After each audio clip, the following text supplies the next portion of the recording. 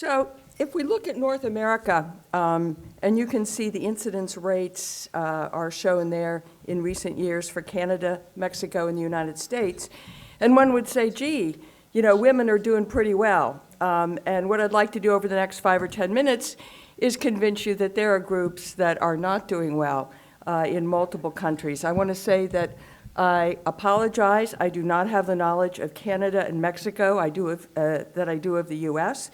And I don't know if there's time for discussion later, but I would invite folks that work in those countries to really comment. We do. We have 30 minutes discussion at the end. Okay, great. So if we look at Canada, and I want to thank Sharon Walmsley, who these are her slides.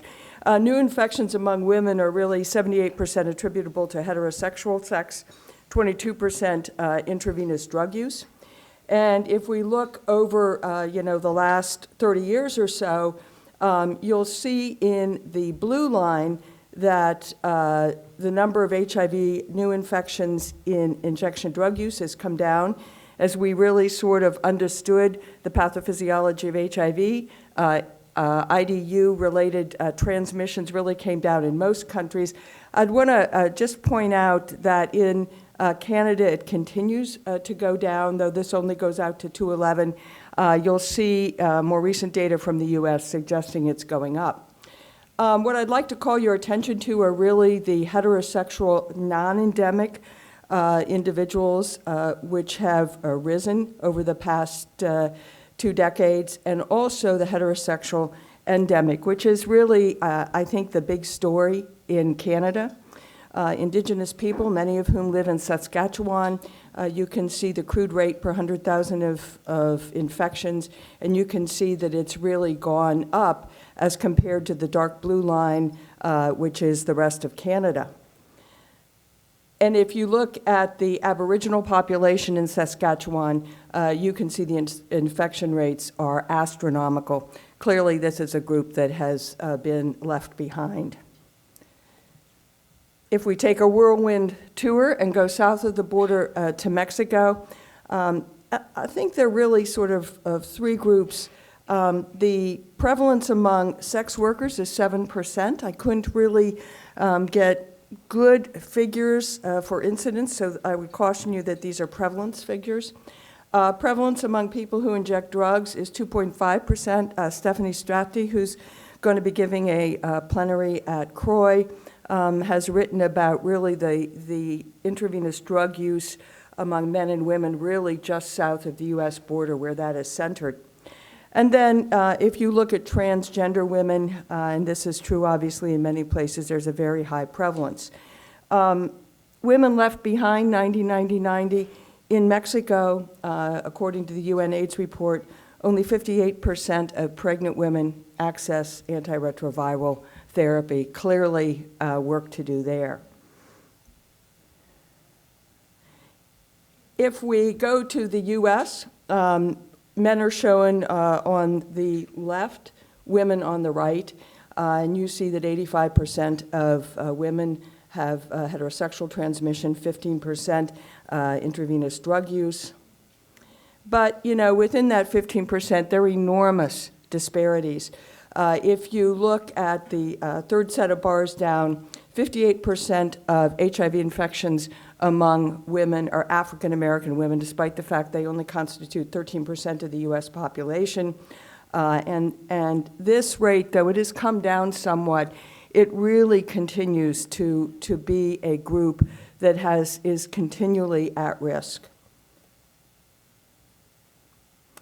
If we look on race and ethnicity for outcomes, this is a busy slide, but basically the red bars are the receipt of care, the candy stripe, white and red, are retained in care, and the blue is viral suppression.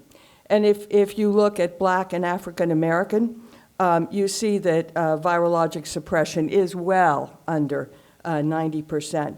And not only for African American, if you look at a Native Hawaiian or Pacific Islander, it is 63%. If you look at American Indian, Native Alaskan, and actually the Native American populations in the U.S. have really seen recent increases due to injection drug use, and you see their virologic suppression rates are under 60%, nowhere near 90%.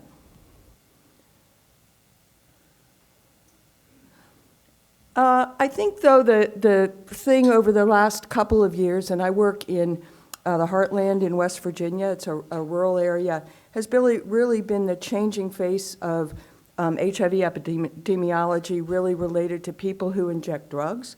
This is from the CDC at Croy a couple years ago, and you can see, as I said earlier, injection drug use has been coming down till 14 or 15 when it really stalled. But I think the most amazing point is if you look on the right at the top panel, among white persons who inject drugs, actually there has been an increase despite the fact that HIV infections have decreased in every other race or ethnic group.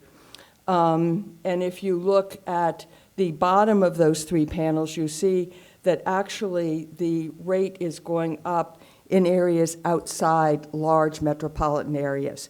Historically in the United States, places like West Virginia, rural places, had among the lowest rates of HIV. They do not have robust prevention services, or I would even say treatment services compared to when I was in Newark. And yet this is just the area where there has been emerging HIV in the United States.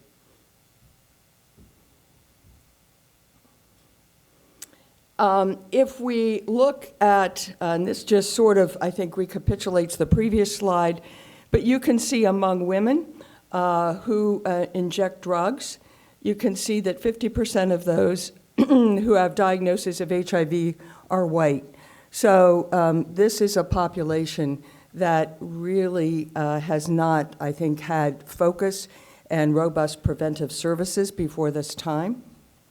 You probably all have seen this and have heard of the Scott County HIV outbreak. Scott County is in rural southern Indiana, and there was an outbreak that really was unbelievable. It was written up in the New England Journal of Medicine. The current vice president at that time had not been a supporter of syringe exchange, but even he said, we have to start this, and it was really the syringe exchange, I think, that really contributed, along with other things, to ending that epidemic.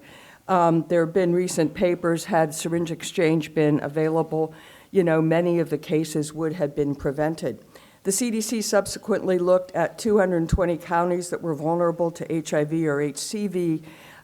These were, by and large, rural counties, high poverty rates, and that is shown in blue. And you can see that the syringe exchange, shown in green, is actually in some ways disconnected.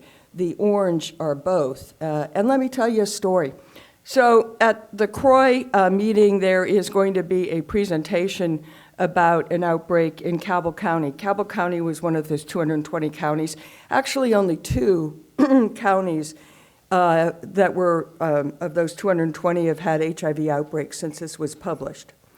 And the state legislature of West Virginia several weeks ago, I'm not going to sort of say what the current numbers are because that's going to be presented, but a couple weeks ago, the current numbers in the Cabell outbreak were 82 people, 98% injection drug use, and 42% women.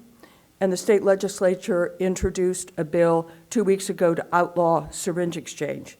Now, there is syringe exchange in Cabell County, but about a year and a half ago, the local authorities closed syringe exchange in Charleston, the capital of West Virginia, serving 5,000 people. And actually, there's now, it's not public, but there is a report of rising HIV infections in Charleston, West Virginia. And about 2 months ago, a syringe exchange was closed in Clarksburg, West Virginia, about 30 miles south of Morgantown, where West Virginia University is. So, how are we doing with 90, 90, 90? We are moving backward.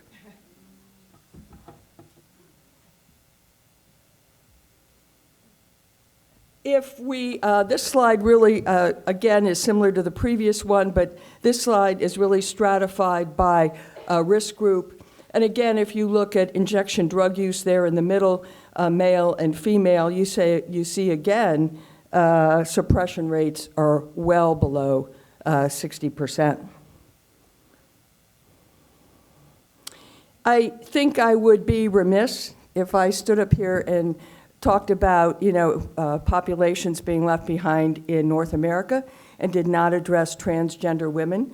I know we've talked about that problem before, but 14% HIV prevalence among all U.S. transgender women. I think that's an estimate. It may be higher. But look at Black U.S. transgender women. It is 44%.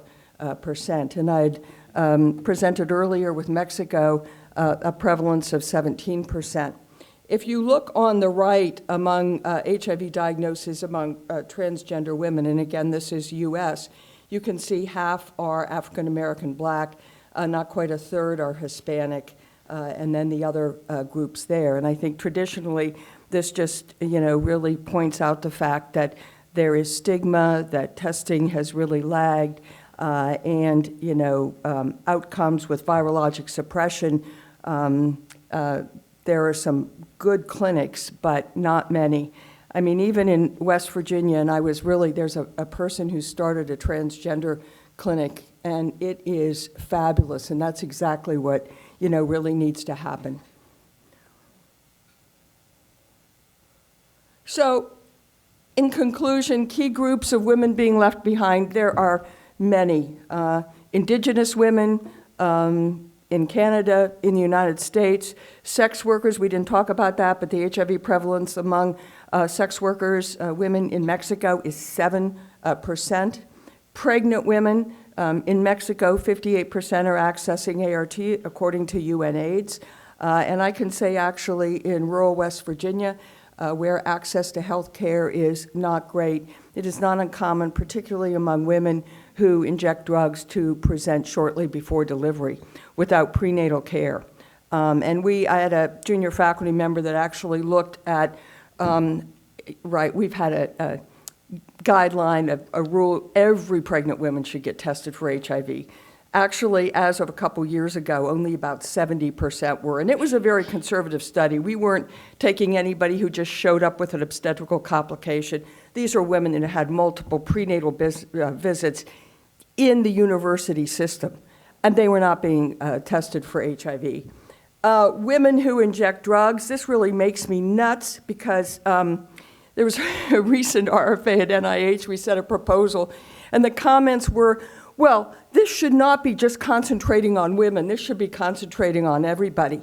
They don't think there's special needs. So there is a lot to be done there. And Stacy Wenger, who works with us, has a poster. We did an attitude study. I think many of the women who inject drugs really in rural areas do not understand the risk. I pointed out the huge disparities among Black African American women and among transgender women. And I'll just sort of end that I think in North America, we're nowhere near 90-90-90. I think there is not the political will, and I can only speak for the United States, but it is not there. And so I think, we're not really serious. I think people talk about that, but I think really the hard work and really working with these groups has not been done, and there's not really the political will to do it at the top. Thank you.